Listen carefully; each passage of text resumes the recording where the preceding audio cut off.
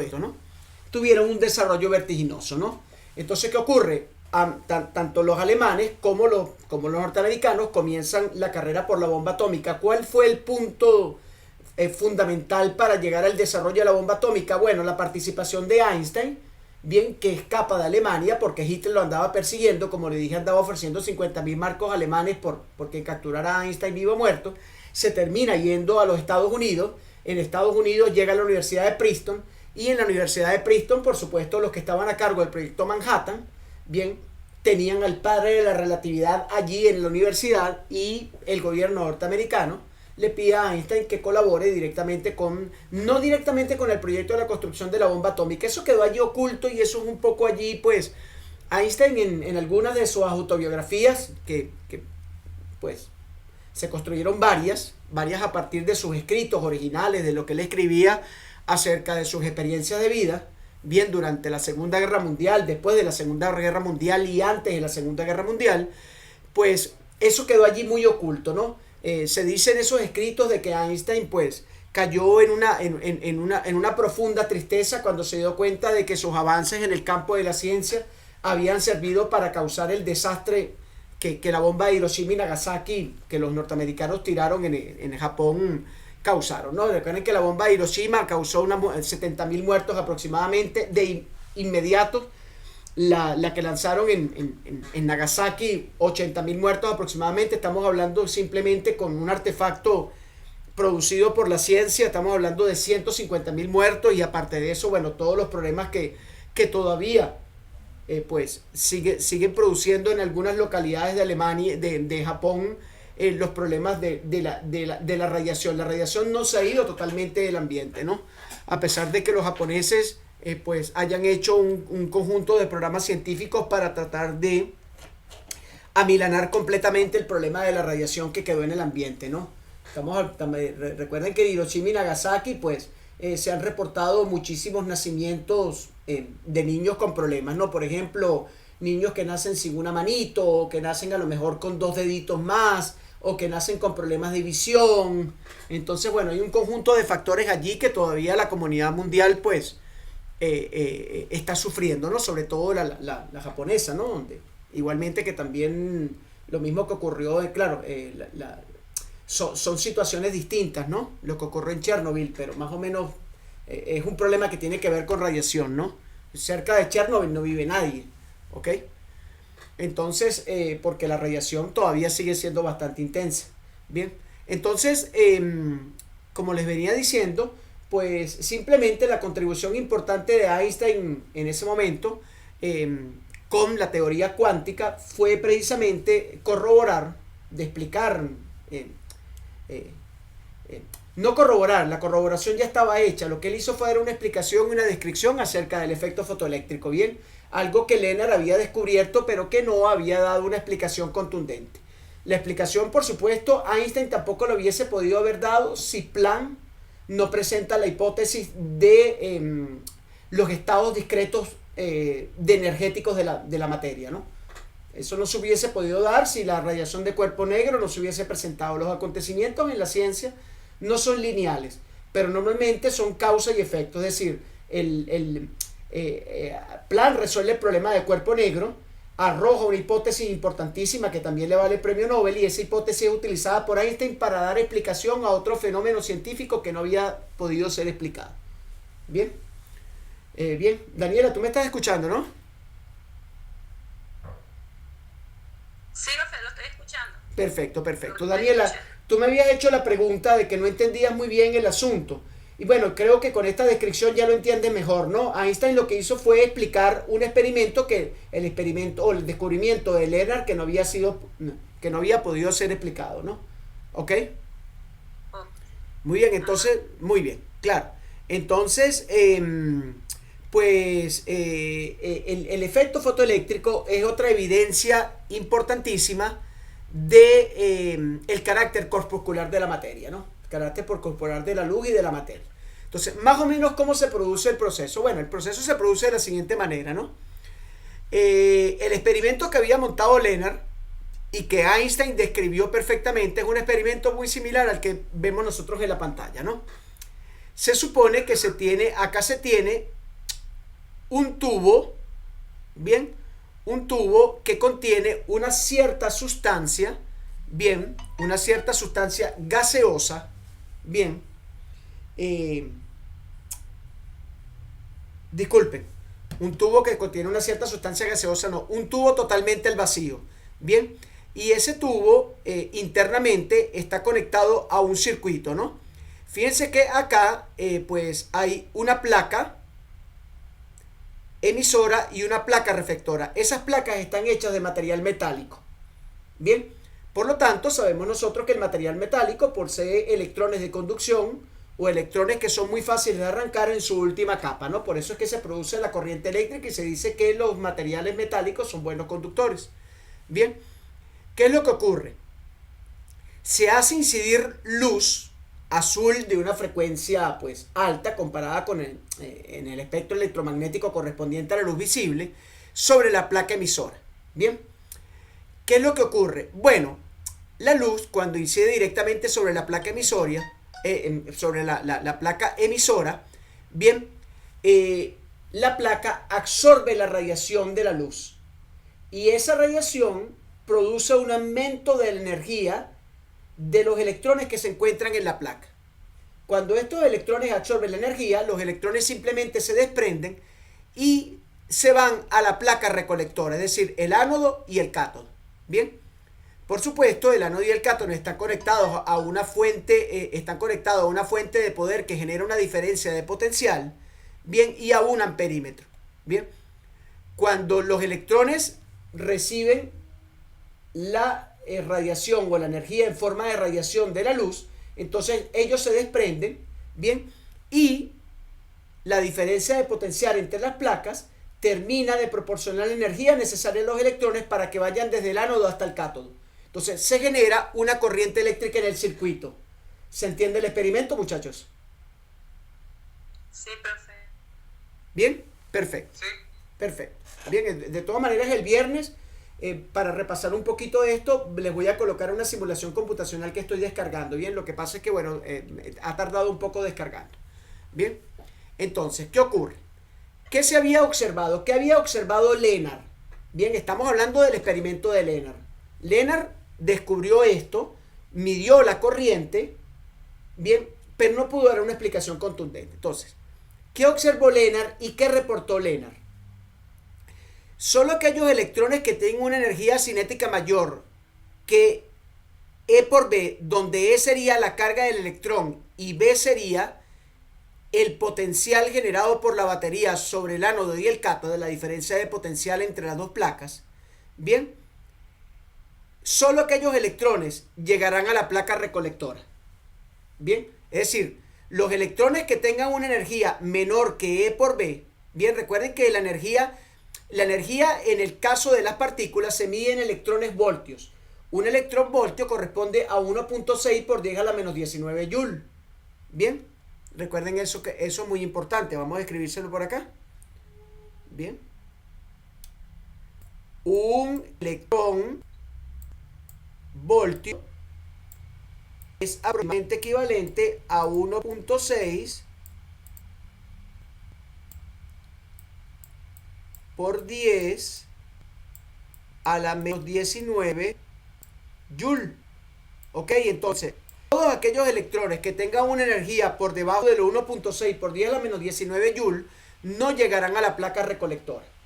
Bien, entonces, cuando el potencial, bien, es menor o igual al potencial, en este caso, de frenado, el potencial en este caso de frenado sería el potencial que se genera, bien, para frenar que los electrones vayan desde el ánodo hasta el cátodo.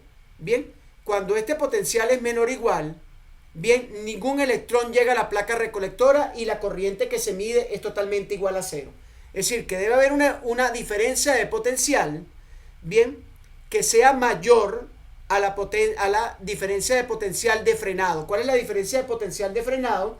La energía mínima necesaria para poder arrancar un electrón de la última capa de los átomos que conforman al metal que conforma a su vez a la placa emisora. Bien, entonces, ¿qué ocurre? Si el potencial está por debajo de eso, bien, los electrones nunca van a llegar a la placa, así se radie la placa con luz de cualquier intensidad.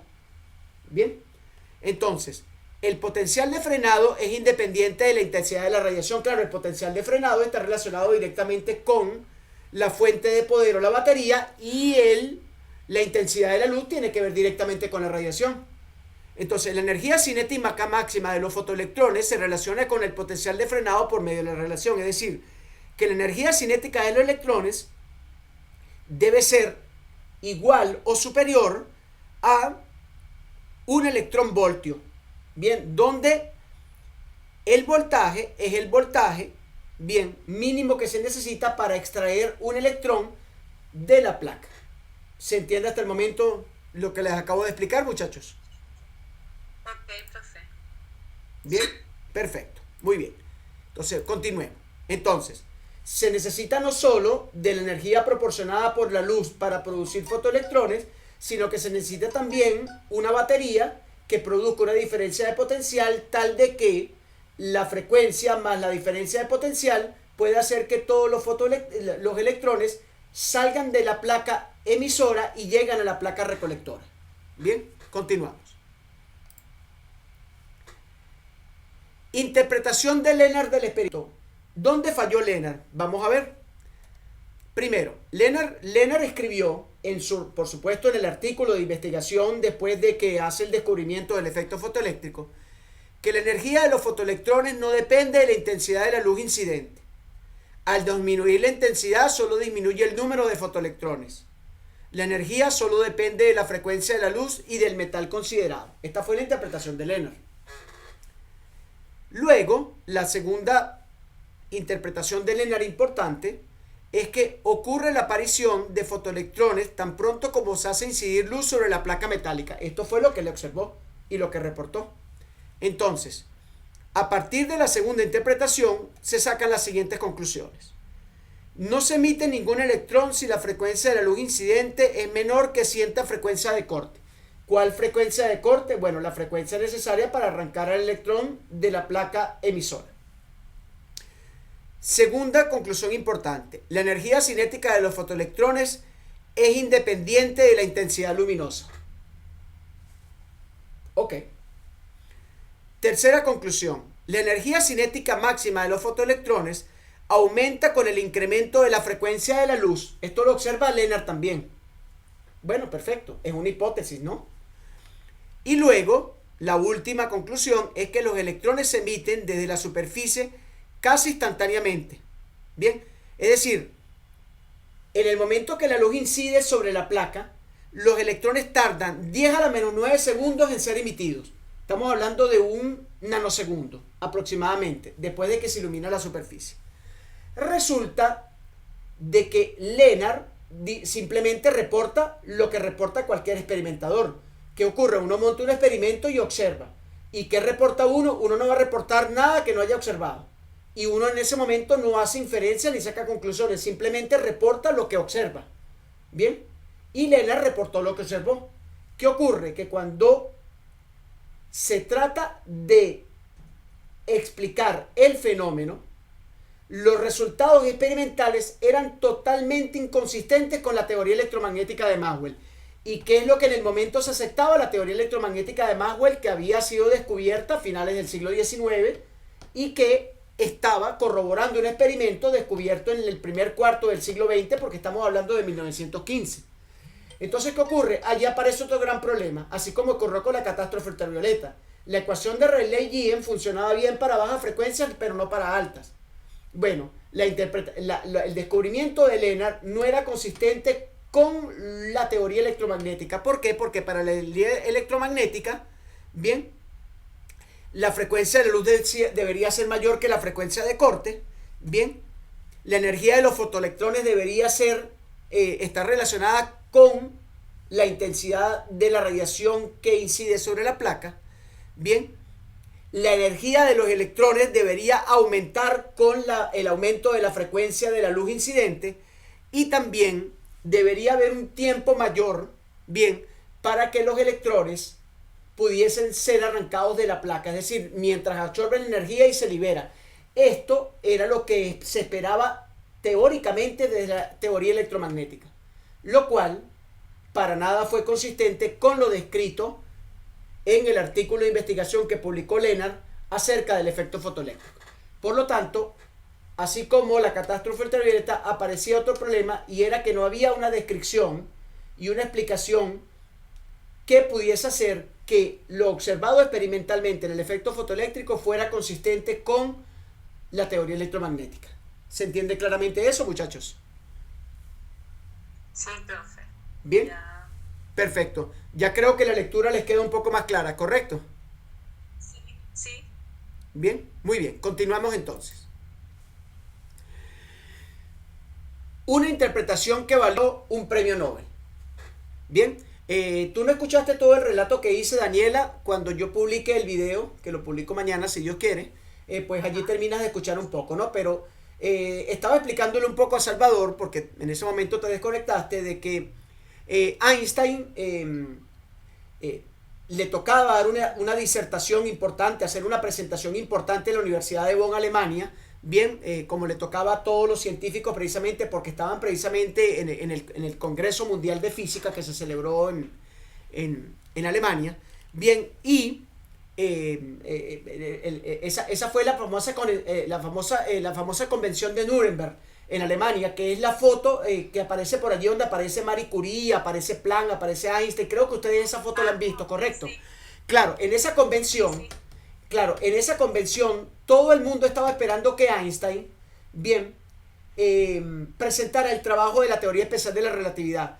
Pero en ese momento, con los problemas que existían entre Alemania e Inglaterra, porque ya se estaba cocinando precisamente todo el movimiento nazi en Europa, Einstein presentar una disertación que primero por un lado no tenía una comprobación experimental y por otro lado que causara una contradicción directa con las leyes de Newton o con la mecánica newtoniana, era una cosa políticamente terrible para el momento, ¿no?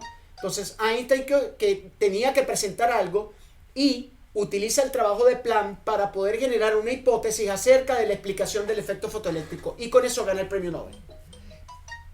Pero Einstein logra eso porque se monta en los hombros de Planck e interpreta bien lo que Planck descubrió y publicó acerca de la discretización de la energía en la materia, y lo utiliza para explicar el efecto fotoeléctrico.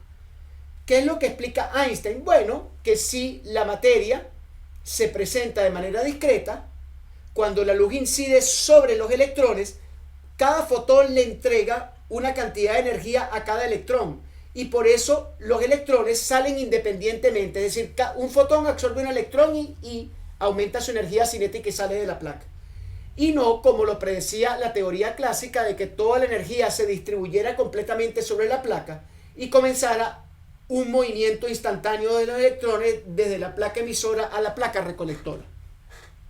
Entonces, ¿qué hace Einstein? Bueno, sencillamente dice, déjame utilizar la hipótesis de Planck de la discretización de la energía en la materia y simplemente terminar de confirmar el carácter corpuscular de la luz y decir que cada fotón incide sobre cada electrón y le entrega una cantidad de energía de un electronvoltio, que era la energía suficiente para que saliera. Y exactamente la descripción de Einstein y la explicación de Einstein a partir de esa hipótesis concuerda con los experimentos, y Einstein logra dar consistencia a la teoría electromagnética de Maxwell con los experimentos. ¿Por qué? Porque simplemente dice que la teoría electromagnética de Maxwell no es adecuada para poder interpretar el efecto fotoeléctrico, pero sí la teoría de Planck.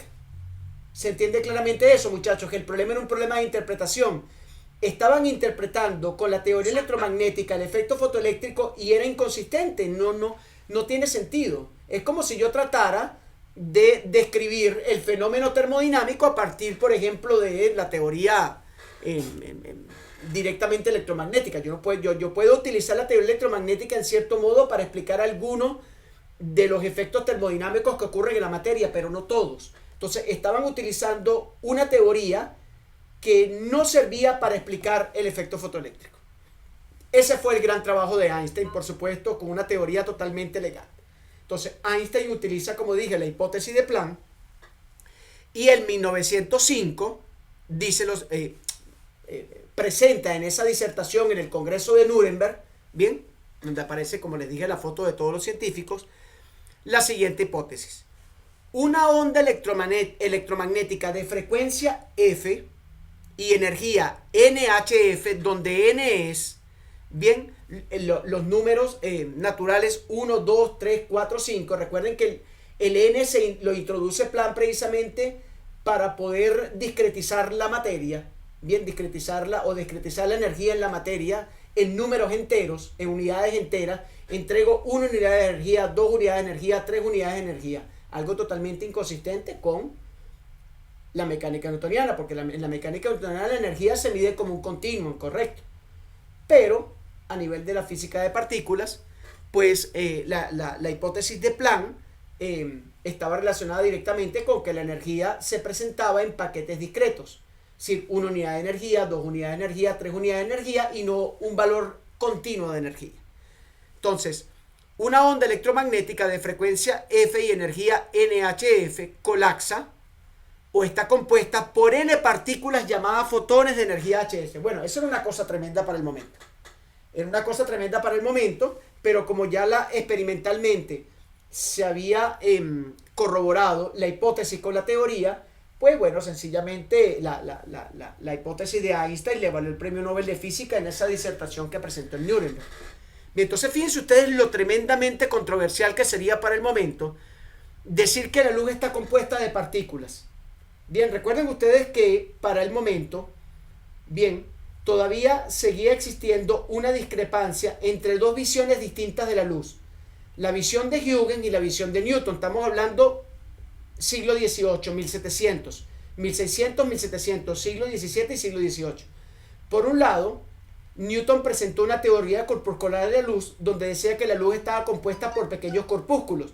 ¿Por qué? Porque Newton tenía una visión filosófica de que la física se describía a partir de las interacciones entre partículas materiales. Bien, y fíjense ustedes que toda la mecánica newtoniana está basada precisamente en esa visión. ¿Cómo se ve la naturaleza desde la visión de Newton? Que la naturaleza está conformada por colecciones de partículas que interactúan vía fuerzas externas e internas. Por lo tanto, no hay ninguna teoría que esté relacionada con la visión de Newton que no trate de partículas. Pero por el otro lado, los experimentos montados por Christian Huygens, bien, habían demostrado de que la luz tenía un carácter ondulatorio. Entonces, para el momento había una gran controversia para la física, que no se sabía si la luz tenía un carácter corpuscular o tenía un carácter ondulatorio. Entonces, ¿qué hizo la física en el momento? Bueno, tratar de separar el problema corpuscular del problema ondulatorio, pero a ciencia cierta no se tenía una idea clara. El experimento de Planck y el experimento de Newton, el experimento de Planck y la explicación, o simplemente la hipótesis de Planck, bien, y la explicación del efecto fotoeléctrico de Einstein, terminan de corroborar de que la luz sí está compuesta por partículas y que dependiendo de la interacción de la luz con la materia, uno puede algunas veces ver a la luz como compuesta por partículas y otras veces verla como ondas electromagnéticas. Entonces más adelante vamos a discutir algo de eso, porque al final de cuentas la física cuántica termina decretando definitivamente de que la luz tiene un carácter dual. Bien, se comporta algunas veces como partícula y algunas veces como ondas. Nosotros ahorita estamos describiendo en esta parte del curso los fenómenos ondulatorios que tienen que ver directamente, los fenómenos luminosos que tienen que ver directamente con el carácter corpuscular. Cuando terminemos esta parte, que la terminamos el viernes, vamos a ver los otros experimentos y las otras explicaciones que tienen que ver con el carácter ondulatorio. ¿Bien? ¿Sí se entiende claramente lo que les estoy explicando, muchachos? Sí, profe. Sí, profe.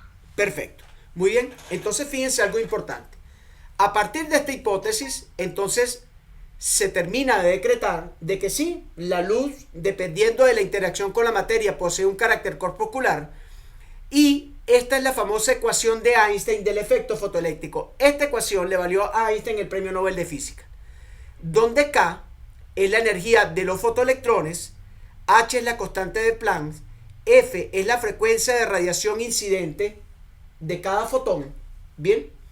Y Psi, que es la letra del alfabeto griego Psi, es la energía mínima para extraer un electrón del metal. Entonces fíjense, vamos a interpretar un poquito esta ecuación. La energía cinética que adquieren los electrones cuando son disparados de la placa emisora a la placa receptora, es decir, el ánodo del cátodo, es directamente o es igual, ¿no? Fíjense ustedes que aquí es donde es importante precisamente ver las relaciones en física. Fíjense que del lado izquierdo ustedes tienen una cantidad de energía y del lado derecho tienen trabajo, ¿bien? Que también se mide en unidades de energía. Entonces fíjense ustedes que la relación del lado derecho es indisoluble. Es decir, yo necesito de que la energía de la radiación incidente, que está dada por la constante de Planck multiplicada por la frecuencia, siempre sea mayor que la energía mínima para extraer el electrón. ¿Qué pasa si son iguales? HF y la energía mínima para extraer el electrón, que la resta da cero y por lo tanto no hay electrones emitidos, no hay fotoelectrones. Si la energía mínima de corte, bien, es mayor que la energía de la luz incidente, me da un valor negativo. Y eso tiene sentido físico, muchachos, que la energía tenga un valor negativo.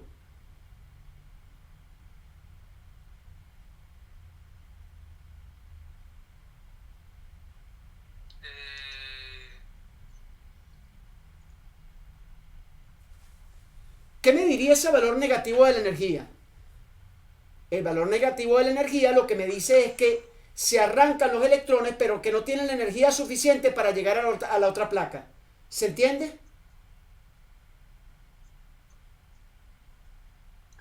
Ok. Ok, entonces ¿qué ocurre? Si los electrones no llegan a la otra placa, ¿se establece una corriente eléctrica por el circuito? No, profe. No, No se no. da el efecto fotoeléctrico. Exactamente, se entiende mejor la relación ahora. Entonces fíjense, Sí, profe. para que exista una corriente, es decir, para que los electrones adquieran una energía suficiente para llegar a la otra placa y establecer una fotocorriente por el circuito, bien, la energía de incidencia debe ser siempre mayor que la energía mínima para extraer un electrón del metal. Porque si son iguales o menor, si son iguales, no hay fotoelectrones, es decir, los electrones ni salen de la placa. Y si es menor, Ok. y si es menor, se pueden arrancar algunos electrones, pero no tienen la energía suficiente para llegar a la placa, es decir, que se caen y se pierden directamente en el tubo. Entonces, Ok. ¿ok? ¿Se entiende, Salvador? Sí. Sí, profe. Bien, entonces, claro, ¿de dónde se conoce la energía mínima para extraer un electrón del metal? Bueno, conociendo simplemente la energía de valencia de la última capa de los electrones, dependiendo si la placa es un metal, si la placa es de oro, si la placa es de aluminio, si la placa es de cobre, si la placa es de bronce. Para cada metal existe una energía mínima de corte que uno puede buscar en una tabla de las tablas que están en el electromagnetismo. Bien, y incluso se lo puede buscar en la tabla periódica. En la tabla periódica buscan la energía de valencia y la energía de valencia es la energía mínima que se necesita para extraer un electrón directamente de la última capa atómica. ¿Se entiende eso, muchachos? Sí, profe. Perfecto, entonces para cada metal hay una energía mínima. Entonces yo debo tratar de hacer un balance bien entre la energía mínima que se necesita para extraer un fotoelectrón y la energía de la luz incidente. Entonces yo calculo con qué radiación voy a bombardear la placa a partir de conociendo la energía mínima de corte que ya se conoce directamente de la tabla periódica. Es algo que hicieron los químicos. Ok. ¿Ok? Entonces, ¿qué ocurre? Que esta energía, la energía de la radiación de luz incidente, siempre debe ser mayor que la energía de corte para que se produzca una energía cinética suficiente en los electrones para que vayan de la capa de emisión a la capa de absorción y se pueda producir una corriente eléctrica. Si no ocurre eso, bien, entonces, ¿dónde se da cuenta uno en el experimento? Cuando uno con el amperímetro mide. Bien, déjenme pasar a la página anterior. Es decir, fíjense ustedes que aquí no se va a producir una corriente si los electrones no saltan de aquí hasta aquí, porque en esta placa es que son absorbidos por la placa y comienza a haber un movimiento de electrones en forma de densidad de corriente. Entonces, ¿qué ocurre? Si el amperímetro no mide ninguna corriente, significa que, 1, la radiación que está incidiendo no es suficiente para arrancar a los electrones. 2, que la radiación sea igual. 3, de que la radiación sea tan pequeña y la energía de valencia sea tan alta de que no haya ningún tipo de efecto. ¿Sí se entiende eso, muchachos? Sí, profe. Perfecto. Sí. Excelente. Entonces, fíjense ustedes que esta ecuación, que parece sumamente, es muy sencilla, muy elegante, bien, no es para nada inocente. La física que hay detrás de esta ecuación es una cosa genial y solo se le pudo ocurrir a Einstein. Bien, solo se le pudo ocurrir a él. Bien, claro, como les dije, nada de esto es posible sin la hipótesis superior. Pero ¿de dónde proviene la hipótesis superior? La hipótesis superior proviene del trabajo de Planck. Y recuerden que Planck y Einstein eran grandes amigos. ¿Ok? Eso es importante, un poco ir relacionando los acontecimientos históricos, porque los acontecimientos históricos le ayudan a uno a darse cuenta precisamente por dónde viene más o menos el asunto, por qué se dieron las cosas en un momento determinado. Y eso es lo importante de incluir los aspectos históricos dentro de la enseñanza de la física. Muchas veces, a lo mejor la clase de física, a partir de los acontecimientos históricos, donde uno más o menos vaya describiendo con un detalle y con una elocuencia importante para captar la atención del estudiante, un poco para que el estudiante vaya comprendiendo. Bien, posiblemente si no hubiese habido en Alemania ese clima de guerra entre 1915 y 1939, Einstein a lo mejor hubiese presentado los resultados de la teoría especial de la relatividad y no se hubiese concentrado en este trabajo. Einstein se concentra en este trabajo porque era un trabajo que la universidad tenía pendiente por resolver, la universidad donde trabaja, la Universidad de Nuremberg, donde trabajaban Einstein y donde trabajaba Lennart. A pesar de que Lennart era un fuerte enemigo de Einstein. Bien, Lennart, por los orígenes judíos de Einstein, no aceptaba a Einstein y muchas veces votó en contra de Einstein en los consejos directivos de la Universidad de Nuremberg para que Einstein fuera votado de la universidad por su descendencia judía.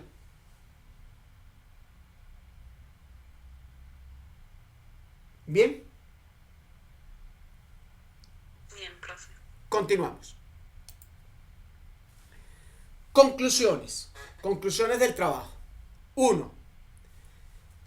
El efecto fotoeléctrico no se observa bajo cierta frecuencia de corte y es una consecuencia del hecho de que la energía del fotón debe ser mayor o igual que la energía de corte.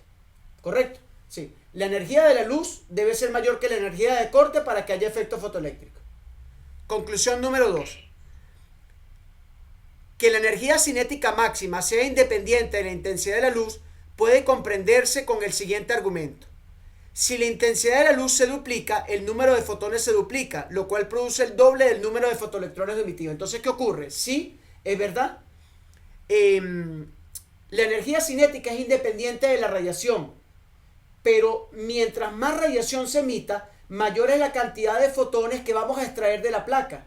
Y si mayor es la densidad de fotones, ¿qué dice la teoría electromagnética? Que mayor es la densidad de corriente.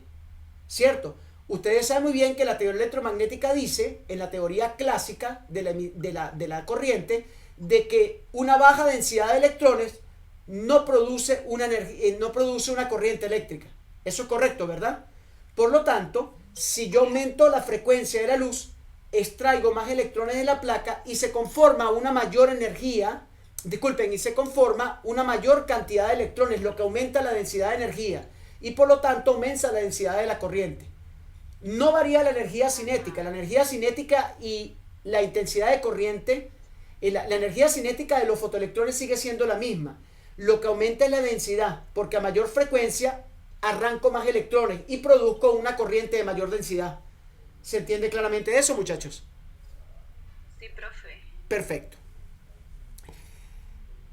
El que la energía cinética máxima aumente con la frecuencia se entiende fácilmente de la expresión. Claro, si yo me voy para atrás y veo, si la frecuencia aumenta, bien, si la frecuencia se hace cada vez mayor, la energía cinética se hace mayor. ¿Por qué? Porque este término de la igualdad se hace mayor, bien, y al restarle la energía de corte, pues simplemente la energía aumenta. Si la frecuencia es igual a 1, no es igual que si la frecuencia es igual a 2, igual a 3, igual a 4. Por lo tanto, la energía cinética aumenta directamente con la frecuencia. Es decir, que bombardeando la placa con luz de mayor intensidad va a aumentar la energía cinética de salida de los fotoelectrones. Es decir, que aumenta la densidad de corriente y también aumenta la energía de los fotoelectrones. Es decir, que los fotoelectrones llegan más rápido a la placa receptora. Y este es el principio fundamental de las fuentes, disculpen, de los paneles de sol, los paneles solares, de las celdas fotovoltaicas. Ok. ¿Se entiende claramente cómo funciona la celda? ¿Qué es lo que hace la celda? La celda es bombardeada por la luz del sol, ¿bien?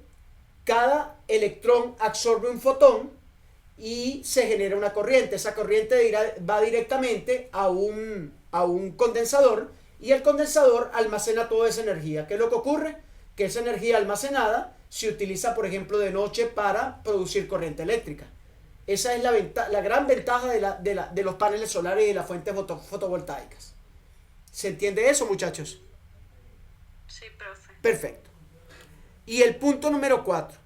El que los electrones sean emitidos casi instantáneamente es consistente con la teoría corpuscular de la luz, en el cual la energía cinética incidente aparece en pequeños paquetes y hay una interacción uno a uno entre los fotones y electrones. ¿Qué ocurre? Que la energía cinética que un fotón trae es igual a E igual a mc cuadrado. Por lo tanto, es una energía altísima. ¿Qué ocurre?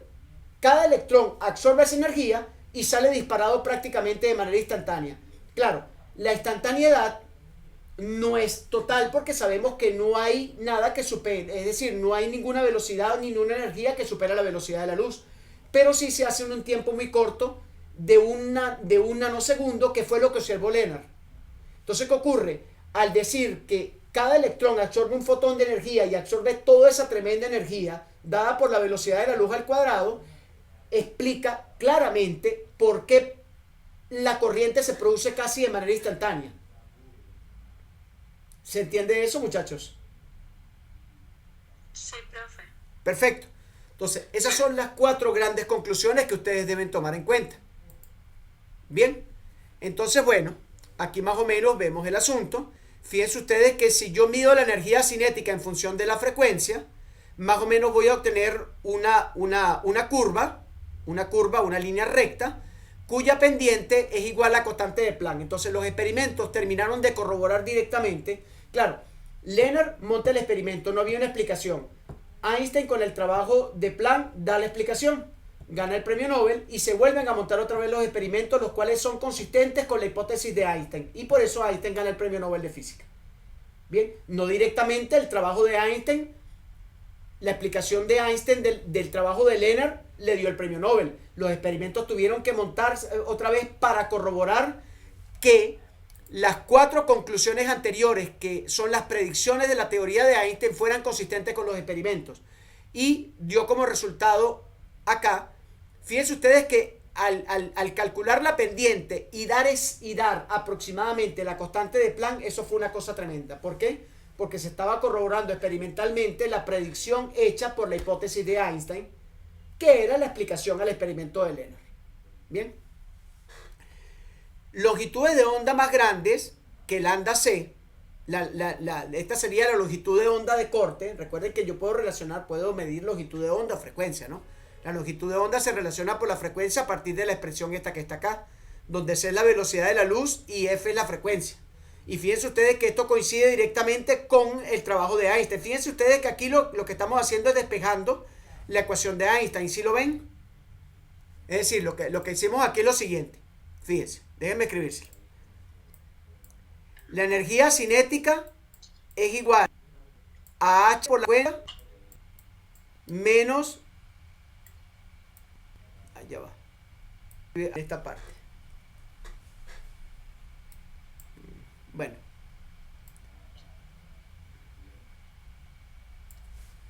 Parte, ¿no? De la pantalla es un poco difícil escribir. Déjame escribir un poco más acá. Por la comprensión después se la voy a preguntar más adelante. Fíjense. Es igual, ¿verdad? A la constante de Planck por la frecuencia menos phi, que ya la área de corte. ¿Ok? Muy bien. Pero a su vez esa frecuencia es igual, bien, a la luz sobre lambda que es la longitud de onda. Entonces, combinando esta ecuación y esta, obtiene la ecuación que está abajo. ¿Sí lo ven, muchachos? Sí, profe. Claro, lo que hacen es colocar a lambda, claro, a lambda en función de la frecuencia y de c, y simplemente hacen un despeje, ¿no? Entonces, fíjense, vamos a continuar. Longitud de onda más grande que la longitud de onda de corte incidente, es decir, la luz que llega a la placa, sobre un material que tiene una función de trabajo phi, no origina la emisión de fotones. Este comportamiento lineal predicho por Einstein en la ecuación K igual a HF menos psi fue más tarde verificado experimentalmente por Millikan, ¿bien? Por el químico. La teoría de Einstein explica completamente todos los hechos experimentales del efecto fotoeléctrico. Entonces, Lennard descubre, no tiene la explicación. Planck resuelve el problema de la radiación de cuerpo negro y lanza la hipótesis fundamental de toda la teoría cuántica, de que la luz está compuesta de partículas discretas, llamadas fotones. Es decir, que la energía se presenta a nivel cuántico como energía discreta, no continua. Einstein comienza a trabajar sobre la explicación de Lennard porque la universidad se lo exige, porque tenía que hacer un trabajo, como todo científico en toda universidad, para poder mantenerse en la universidad, y le asignan el trabajo de explicar el experimento de Lennard. Einstein, con toda su creatividad y genialidad, utiliza el trabajo de Planck, la hipótesis de Planck, y genera una hipótesis que explicaba el experimento de Lennard. La hipótesis es presentada y Millikan monta los experimentos para comprobar si la hipótesis concuerda con los resultados experimentales, y exactamente concordaron. ¿Cómo concordaron? Calculando la pendiente de la función matemática que está relacionada con la energía cinética y la frecuencia de la luz que incide, y dio la constante de Planck. Es decir, que una cosa maravillosa, porque que tú estés montando un experimento midiendo la energía con que son disparados los electrones cuando absorben la luz y te dé la constante de Planck, eso es una casualidad muy bonita. ¿Sí me entienden lo que les estoy diciendo, no? Sí, profe. Claro. Entonces, la hipótesis de Einstein era totalmente correcta. ¿Bien? Y le vale el premio Nobel de Física a Einstein, y también más adelante el premio Nobel de Química a Millikan también. ¿Ok? Porque Millikan relaciona todo esto directamente, bueno, con algunas cuestiones importantes que tienen que ver directamente con la descripción cuántica de la tabla periódica, que no es la descripción clásica de la tabla periódica. Recuerden que la tabla periódica, la primera conformación de la tabla periódica la hizo un ruso llamado Mendeleev, utilizando teoría matemática combinatoria aproximadamente en el año 1500, entre 1500 y 1600. Bien, luego de la física cuántica asentarse como ya teoría, los químicos y los físicos relacionan directamente los números cuánticos con la tabla periódica y consiguen una explicación lógica precisamente para el ordenamiento que coincide con lo que hizo en 1500 Mendeleev a punta de puro trabajo matemático.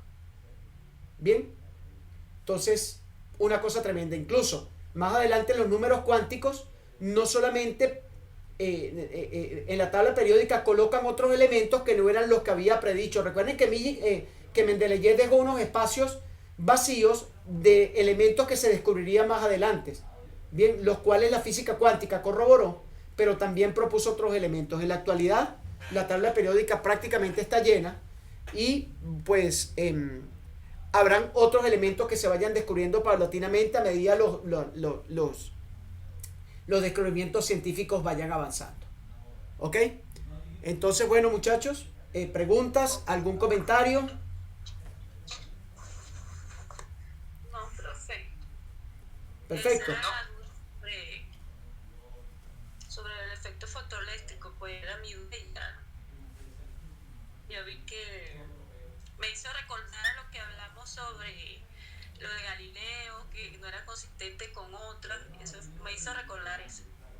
Perfecto. Bueno, es importante que vuelvan a leer otra vez el material para que a partir del video y a partir de lo que comprendieron hoy, terminen de ustedes corroborar exactamente lo que hoy describimos, que es un asunto histórico tremendo, que no solamente tiene que ver con la historia de la física y de la ciencia, sino que tiene que ver con la historia de la humanidad. Bien, ¿por qué? Porque todo se hace en plena congestión o plena combustión mundial. Bien, porque, bueno, ya estaba cociéndose una Segunda Guerra Mundial. Claro, más adelante todos estos descubrimientos terminan teniendo un impacto terrible por una parte, un impacto maravilloso por la otra, porque a partir de todos estos descubrimientos la ciencia avanza muchísimo a nivel tecnológico, el microscopio de electrones, es decir, todo lo que tiene que ver con la hipótesis de Planck arroja descubrimientos científicos tremendos que vamos a ir terminando de ver, ¿bien? Entonces, fíjense, para el día viernes yo voy a publicar el segundo parcial, ¿bien? Y el día viernes vamos a discutir el material del efecto Compton, por lo tanto debe leer ese material. Mañana publico este video, ¿ok? Ok, profe. Perfecto.